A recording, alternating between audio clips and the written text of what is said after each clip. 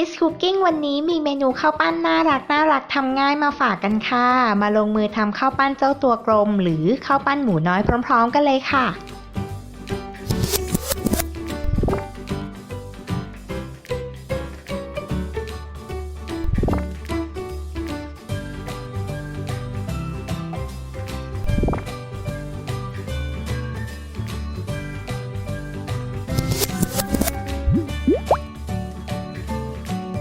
เราจะเริ่มจากปั้นข้าวเป็นก้อนกลมๆแบบนี้ก่อนนะคะ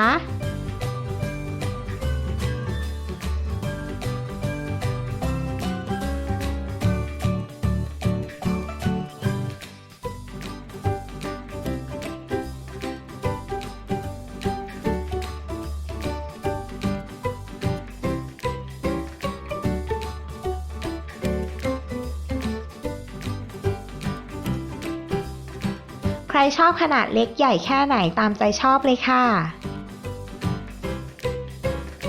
พอปั้นข้าวเสร็จแล้วนะคะ ก็มาตกแต่งกันได้เลยค่ะ เราจะใช้โบราณที่ตัดเป็นชิ้นวงกลมทำเป็นจมูก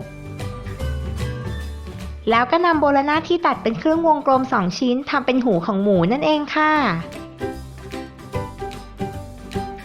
ตกแต่งตาของหมูด้วยสาหร่าย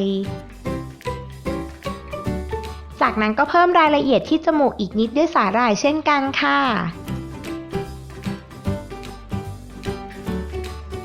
เรียบร้อยแล้วค่ะข้าวปั้นเจ้าตัวกลมน่ารักน่ารับประทานแถมทำไม่ยากด้วยใช่ไหมล่ะ ครั้งหน้า Kids Cooking จะมีเมนูไหนมาฝากกันอีกอย่าลืมกด Subscribe ช่อง Kids Kitchen เอาไว้แล้วก็กดกระดิ่งอัปเดตคลิปของเราด้วยนะคะ